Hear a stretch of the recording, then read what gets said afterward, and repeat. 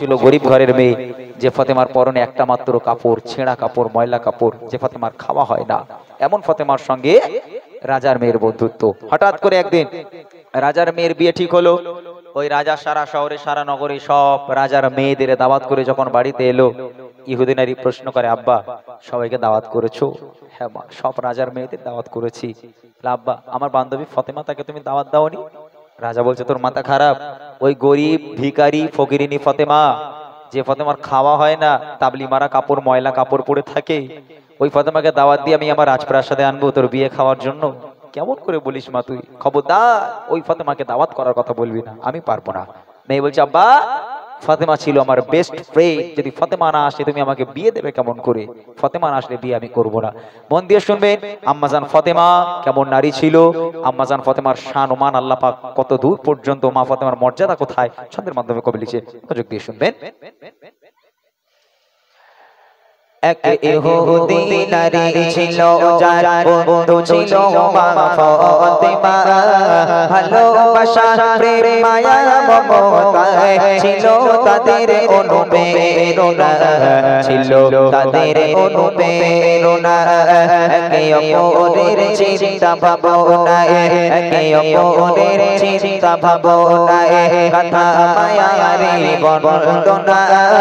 ভালোবাসা প্রেম মায়া মমতায় ছিল তাদের অনুপ্রেরণা, ছিল তাদের অনুপ্রেরণা। এক তারিখে ইহুদি মেয়ের বিয়ে হবে, দিন ঠিক হলো। মেয়ের পিতা একে একে সব প্রিয়জনদের দাওয়াত দিল।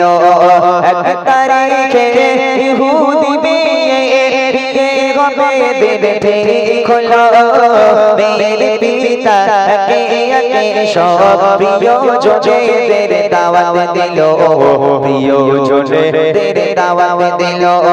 মেয়ে বলে দাওয়াত দিয়ে এসো, মেয়ে বলে দাওয়াত দিয়ে এসো।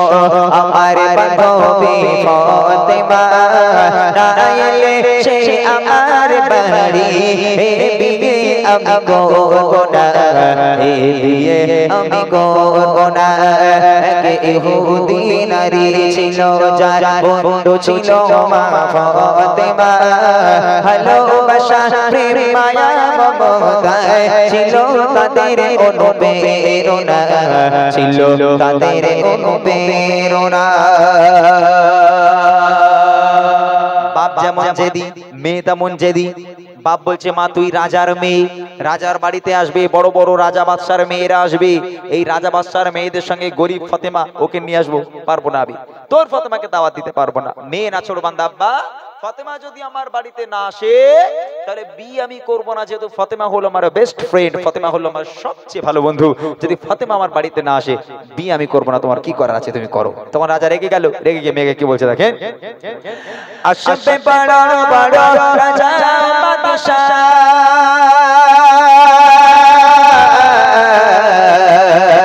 আসবে বড় বড় রাজা বাদশা, তোমার বিয়েতে আমার বাড়ি। গরিব ফাতেমা ছেঁড়া জামা, আছে কি তার কোনো নূতন শাড়ি, আছে কি তার কোনো নূতন শাড়ি।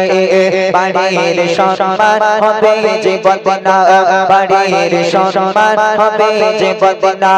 আসলে গরিব ওই ফাতেমা, শোনো হবে তোমার প্রস্তাব, মেনে নিতে আমি পারবো না, মেনে নিতে আমি পারবো না।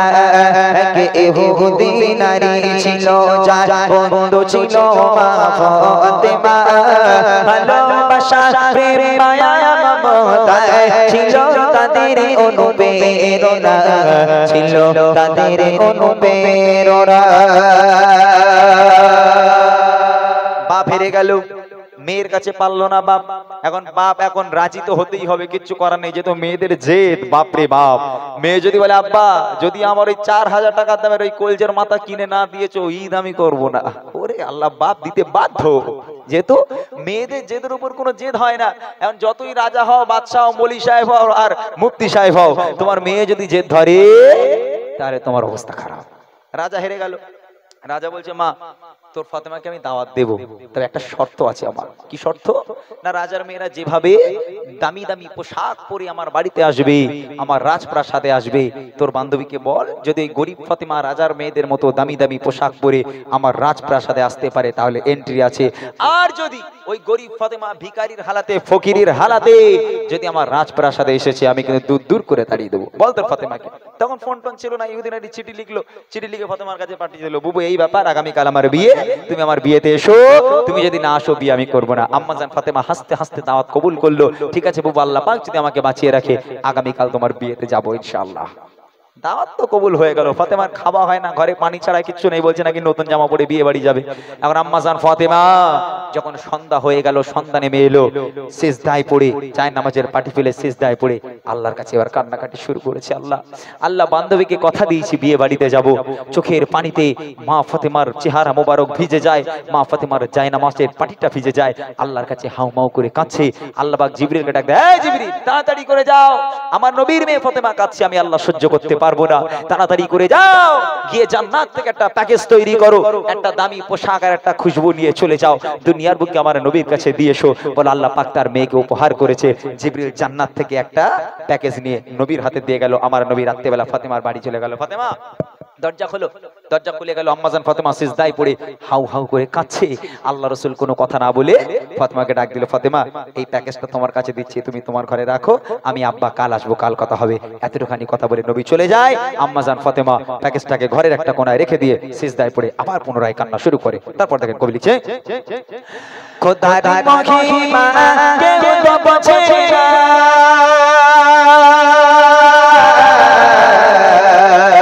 খোদার মহিমা কেউ তো বোঝে না, জিবরিল এলো মোর নবীর কাছে, জান্নাত দেশে কিছু সামাদ দিয়ে গেল মোর নবীর হাতে, দিয়ে গেল মোর নবীর হাতে।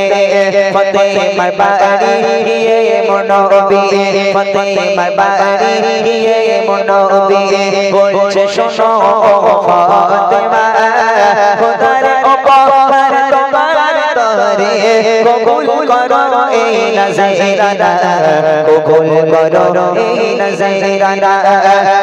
ইহুদি নারী ছিল যার বন্ধু ছিল মা ফাতেমা, ভালোবাসা প্রেম মায়া মমতা ছিল তাদের অনুপ্রেরণা, ছিল তাদের অনুপ্রেরণা।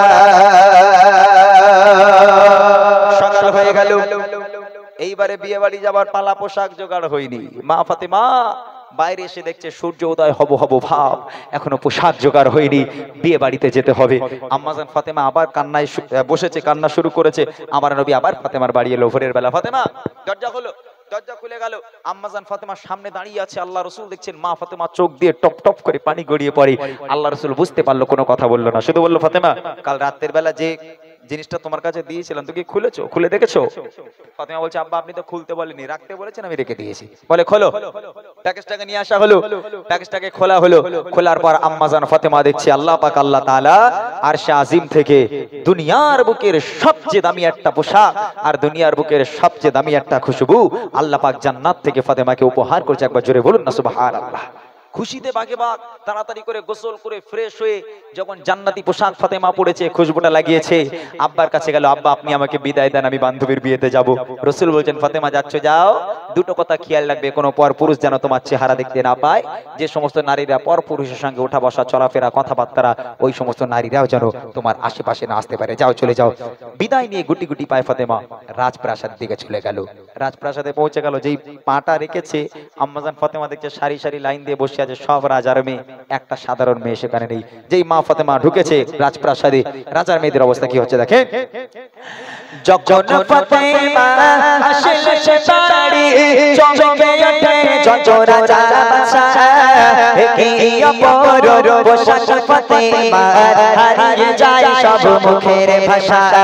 যখন ফাতেমা আসে সে বাড়ি, চমকে ওঠে যত রাজা বাদশা, কি অপর পোশাকতে হারিয়ে যায় সব মুখের ভাষা হারিয়ে যায় সব মুখের ভাষা সুবাসে ভরে পরে বহদ সুবাসে ভরে পরে বহদ শেখের গন্ধে দিবানা কোথায় রাজা আরে কোথায় বাদশাহ করে ফতে মকে পেমানা করে ফতে মকে পেমানা কে ইহুদি নারী ছিল যায় বন্ধু ছিল মা ফাতেমা ভালোবাসা প্রেম মায়া মমতা ছিল তাদের অনুপ্রেরণা ছিল তাদের অনুপ্রেরণা ছিল তাদের অনুপ্রেরণা ছিল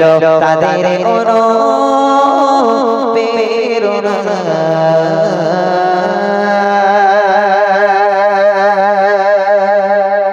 শুনিয়ে দিলাম অল্প করে হলেও শোনালাম দু একটা রিকোয়েস্ট আরো আছে আমি ওগুলো গাইবো আমি বুঝতে পারছি মানুষের আর মোটামুটি সেই মন মানসিকতা নেই তাই না মানুষজন কালকে ঈদ পালন করবে আপনারা ঘুমাবেন বাচ্চারা ঘুম পেয়েছে এই ছেলে পুলে গুঁড়ো গুঁড়ো টেলিফোন এই ঘুমাবি তোর ঘুমাবি বাড়ি চলে যাই বিদায় গজল জানাই নাকি কটা বাজে বিদায় গজল জানাই এবারে আমরা চলে যাই বাড়ি হ্যাঁ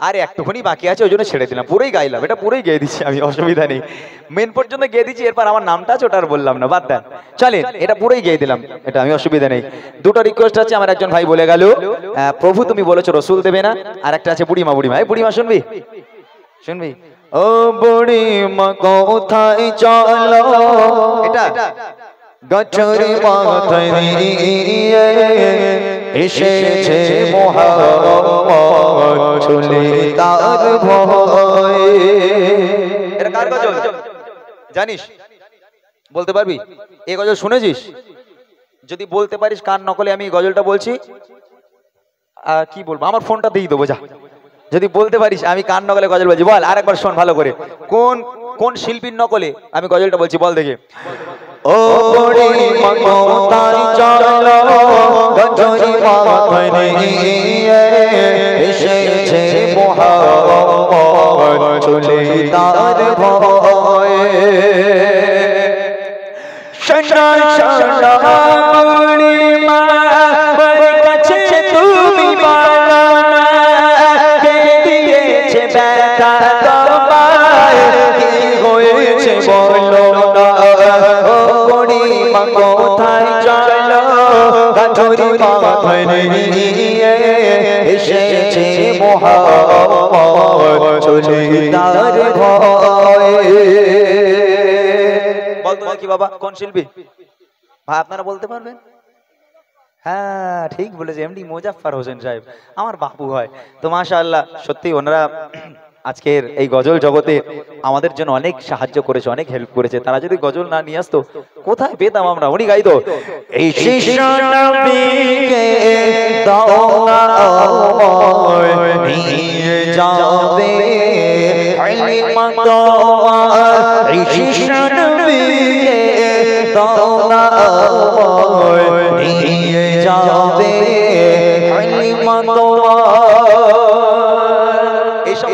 আমরা গেয়ে গেই তো বড় হলেছি তাই না আলহামদুলিল্লাহ দোয়া রইল তাদের জন্য চলে ছোট্ট করে সেই প্রভু তুমি বলেছো রসুল দেবে না গজলটি গাইবো তারপর একটু ঘুম ছাড়ানো গজল আবার বলতে হবে না ঝিমিয়ে ঝিমিয়ে গেছে কি বলিস বাবা এই ঘুম পেয়েছে আচ্ছা প্রভু তুমি বলেছো রসুল দেবে না গজলটা গাওয়ার আগে একটুখানি আমি একটু ঝাঁকান মেরে নিই নাকি যেহেতু এখন আমাকে আধা ঘন্টা পর্যন্ত চালাতে তো হবে কিছু গজল বাকি আছে ওগুলো গাইতে হবে একবার ঝাঁকান মেরে নিই রেডি আছো সবাই ঘুম ভাঙাতে হবে দেখো সারাদিন রোজা করে এখনো চিল্লে যাচ্ছি আমি একটু ঘুম ভাঙাও তোমরা হবে ইনশাল্লাহ বলো ছেলে পুলে বলে না কেন বল না হ্যাঁ তাহলে একটা উর্দু গজলে ফরমাইশ ছিল আমি উর্দু দেই করি আমি বলবো ইয়া রাসূলুল্লাহ ইয়া হাবিবাল্লাহ তোমরাও বলবে ইয়া রাসূলুল্লাহ ইয়া হাবিবাল্লাহ বলবে তো ইনশাআল্লাহ দেখি এক আওয়াজে মোটা ভাই এসো তো সবাই মিলে একটু দাঁড়াই চলো আমরা সবাই মিলে গাইবো ঠিক আছে কার যার গলায় যত জোর আছে সে তত জোর নিয়ে এটাই শেষ গজল তোমাদের জন্য তারপর বড়দের কয়েকটা গজল কি আমরা বিদায় নেব ঠিক আছে চলো চলো চলো চলো तुम भी करके उनका चर्चा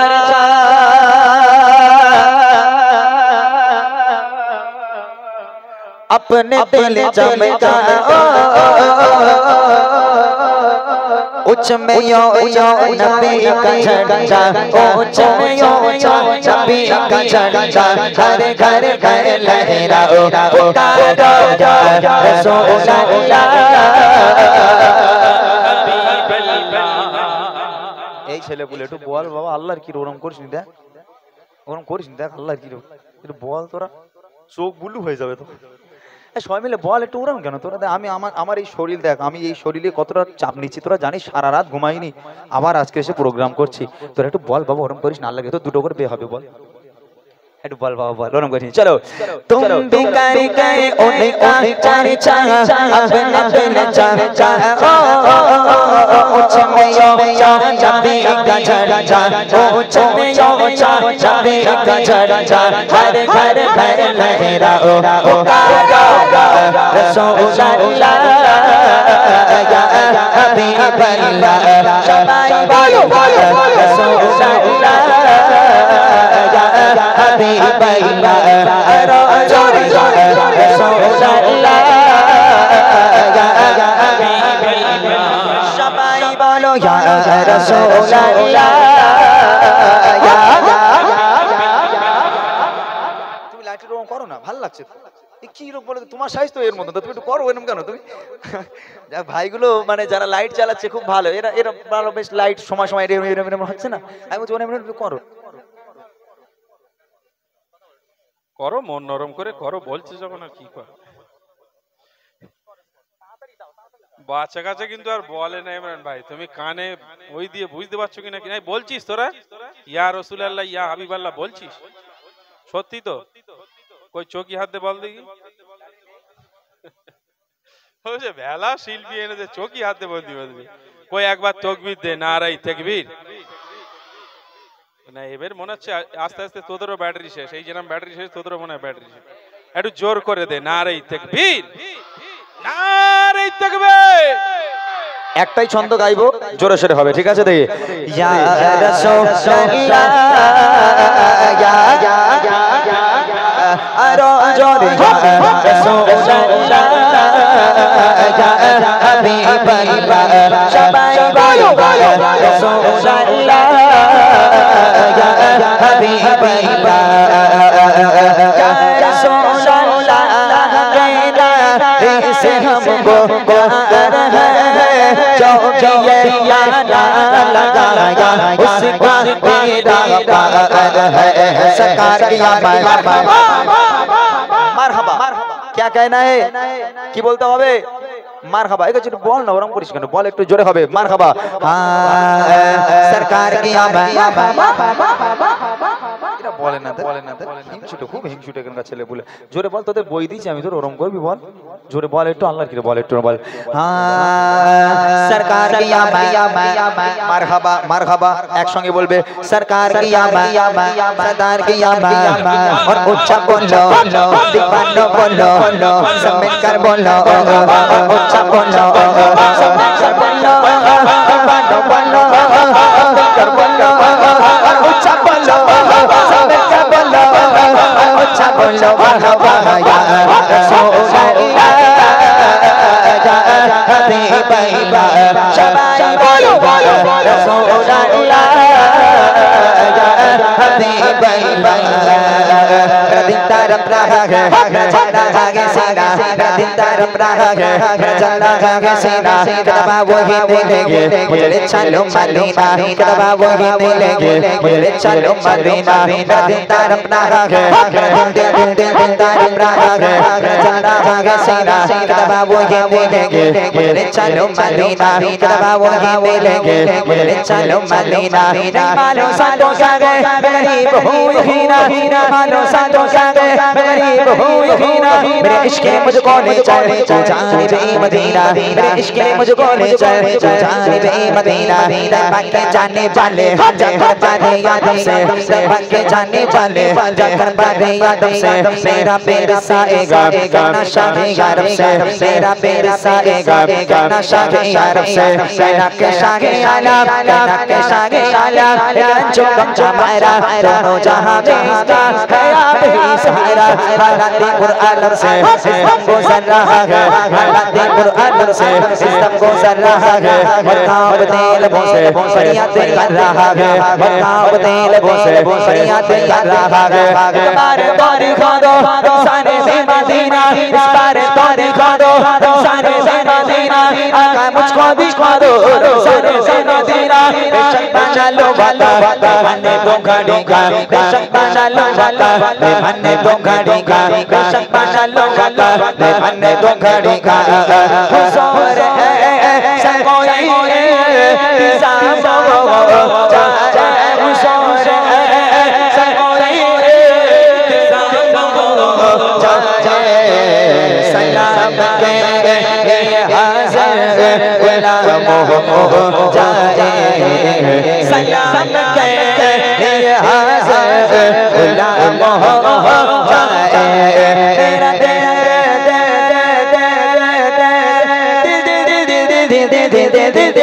मेरा मेरा मेरा ताना ताना मेरा चैना सीना मेरा तेरा तेरा ताना ताना मेरा चैना सीना किताबा किताबा वही देंगे मुझे ले चलो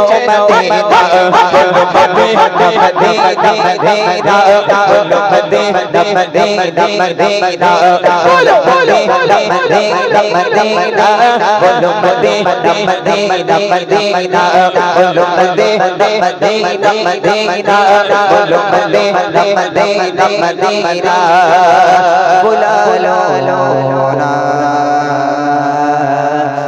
बुला लो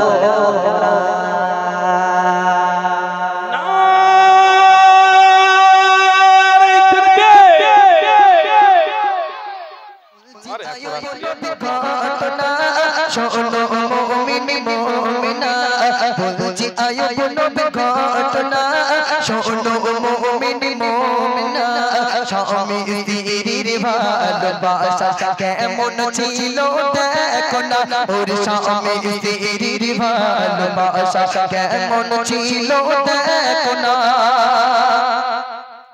বাদশা ছিল আয়ুব নবী তার ছিল চারটি বিবি বাদশা ছিল আয়ুব নবী তার ছিল চারটি বিবি সুখে দুঃখে তাদের নিয়ে জীবন কাটাই আয়ুব নবী করলো শুরু পরীক্ষা আয়ুব নবীকে রবানা করলো শুরু পরীক্ষা আয়ুব নবীকে রবানা ধ্বংস হলো যা কিছু ছিল আর হলো বালাখানা ওর ধ্বংস হলো যা কিছু ছিল আর হলো বালাখানা আইব নবীকে আল্লাহ খুব মন দিয়ে এই তোরা একটু ভালো করে শোন বুঝতে পারিস তো এই আইব নবীকে আল্লাহ পাক পরীক্ষা শুরু করে দিয়েছে আইব নবীর উট দুম্বা গরু ছাগল বিল্ডিং বালাখানা সব কিছু মাটির সঙ্গে মিশে গেছে আইব নবীর খাবার মতো আর ঘরে কিছু নেই সেই সময় আইব নবীর কজন স্ত্রী বলেছিলাম সোনা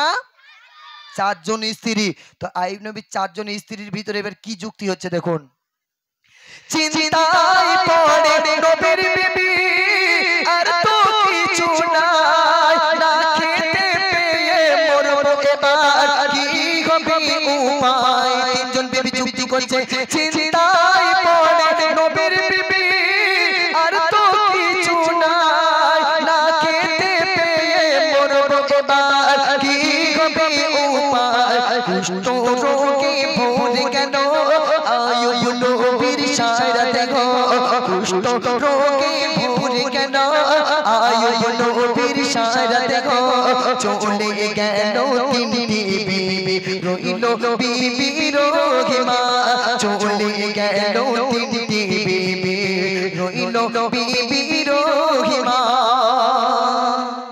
আইব নবীর 4 জন বিবি ছিল আইব নবীর যখন সব শেষ হয়ে গেছে মোটা ভাই ভালো করে শোন হ্যাঁ হ্যাঁ তো 3 জন বিবি তখন যুক্তি করছে বলতে এই বু বলে কি হয়েছে ভাই আইব নবী তো সব শেষ হয়ে গেছে এবার খাবি কি বলে এই বু তুই খাবি কি বলে তোর চিন্তা তুই কর বলে চলে এক কাজ কর আমরা পালাই বলে 3 জন বিবি চলে গেল আর শেষে রয়েছে কি শুধু আম্মাজান রহিমা কে রয়েছে আম্মা জান রহিমা, এ বাবা আমি যদি বিয়ে করার সময় বলি আমার বিরাট ব্যবসা রয়েছে, এই রয়েছে সেই রয়েছে, এখন বিয়ে টিয়ে করে এসে যদি বাড়ি এসে 3 বেলা 3 মুঠো খাওয়া দিতে পারছি না এবং জামা কাপড়ে ঠিক মতো দিতে পারছি না, ফেতরার জামা নিয়ে নিয়ে তাই পরাচ্ছি, এ বাপ ওই বউ থাকবে বলি মনে হয়?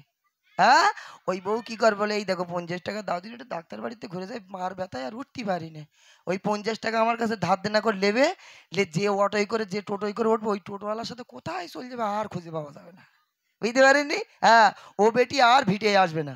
মন দিয়ে শুনবেন, এবার আইয়ুব নবীকে আল্লাহ আরো কঠিন পরীক্ষা নিচ্ছে, মন দিয়ে শুনবেন।